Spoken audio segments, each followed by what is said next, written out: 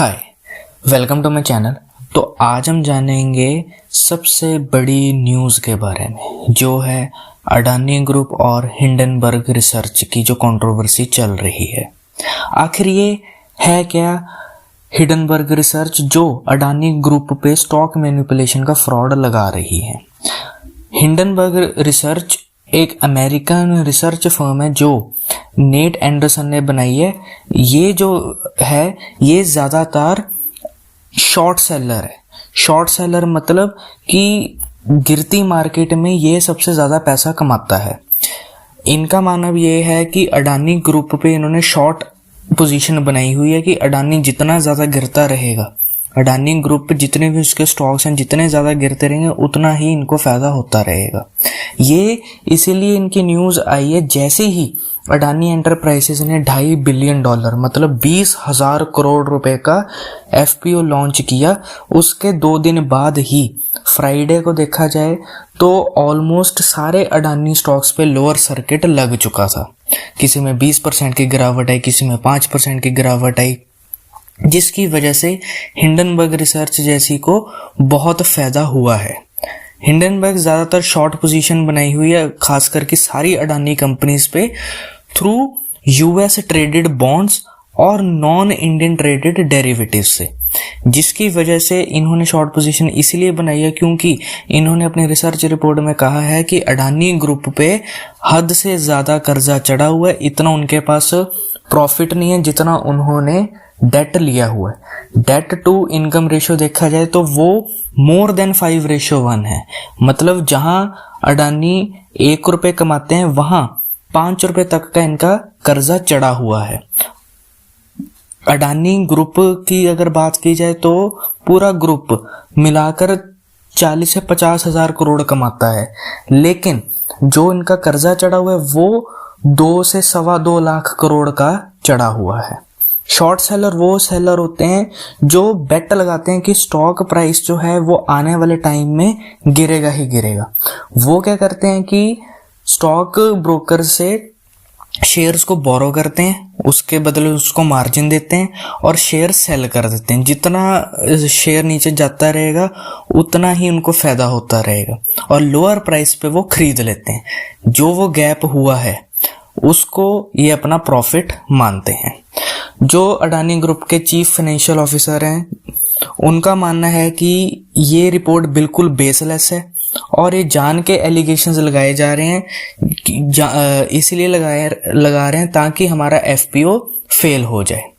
Hindenburg research आखिर करती है, ये ज़्यादातर रिसर्च फर्म अपनी वेबसाइट पे कहती है कि ज़्यादातर ये फाइनेंशियल रिसर्च करती है कि इन्होंने किसी कंपनी ने कोई अकाउंटिंग फ्रॉड तो नहीं किया, सारे फाइनेंशियल रिजल्ट्स बिल्कुल ट्रांसपेरेंट है कि नहीं।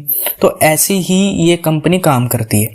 2020 में इन्होंने रिपोर्ट निकाली थी निकोला, जो अमेरिकन ईवी कंपनी है, उस पे भी इन्होंने अकाउंटिंग फ्रॉड का ही चार्ज किया था, बल्कि और वो सच माना गया। इन्होंने जनरल मोटर्स के साथ निकोला ने फ्रॉड किया था और जिसकी वजह से हिंडनबर्ग जैसी रिसर्च फर्म ने इनका खुलासा किया। और साथ के साथ ही एक चाइनीज फर्म थी WINS विंस फाइनेंस, उस पे भी 350 मिलियन युआन का फ्रॉड हुआ था और वो भी ये एक तरह से केस जीत गए थे। ऐसा ही उन्होंने अडानी ग्रुप पे भी किया कि इन्होंने स्टॉक मार्केट में मैनिपुलेशन, स्टॉक प्राइसेस की पंप एंड डंप स्कीम चलाई है। साथ के साथ फाइनेंशियल रिजल्ट्स बहुत ज़्यादा अच्छे दे दिए। जब से 2020 से लेकर 2023 में पिछले 3 सालों में देखा जाए तो अडानी ग्रुप ने ऑन एन एवरेज 800 से 900% की रिटर्न दी है। जैसी ही ये रिटर्न देनी स्टार्ट कर दी तब से ही इनका क्वार्टरली रिजल्ट बहुत ज़्यादा अच्छा आने लग पड़ा। ना उससे पहले इतना अच्छा आता था, अब इसलिए इतना अच्छा आ रहा है ताकि स्टॉक प्राइस और ऊपर चढ़ता रहे।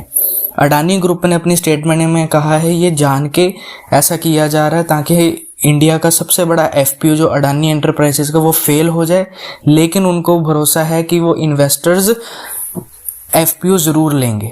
बल्कि ऐसा हुआ नहीं, 2 दिन में देखा जाए तो सिर्फ और सिर्फ 1% ही बुक हुआ है। मतलब 20,000 करोड़ में से सिर्फ अभी 200 करोड़ ही हो पाया है और ये 31 जनवरी तक चलेगा।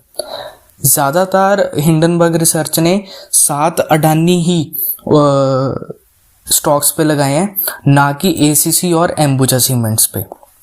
ये ज़्यादातर इन्होंने इसीलिए किया है ताकि इन्होंने अपनी रिसर्च रिपोर्ट में कहा है कि जो एक और प्रमोटर है, जो गौतम अडानी का बड़ा भाई है विनोद अडानी, वहाँ मॉरिशियस और यूएई, सिंगापुर, कैरिबियन आइलैंड ऐसी जैसी जहाँ टैक्स ना के बराबर है, वहाँ शेल कंपनीज खोलनी है ताकि जो पैसा आ रहा है उस पे टैक्स ना के बराबर दे पाए। जिसके साथ साथ विनोद अडानी, गौतम अडानी और भी इनके फैमिली पर्सन हैं, वो इस केस में फंस सकते हैं। साथ के साथ सेबी भी इन्होंने कहा है, हिंडनबर्ग की रिपोर्ट में है कि सेबी भी इन्वेस्टिगेट कर रही है 70 से ज़्यादा एंटिटीज़ और अडानी एंटरप्राइजेस पे सबसे ज़्यादा वो इन्वेस्टिगेट कर रही है अडानी प्रमोटर्स पे कि इन्होंने पंप एंड डंप स्कीम तो नहीं चलाई। अगर ये ऐसा हुआ है तो ये भी एक तरह से स्कैम ही है।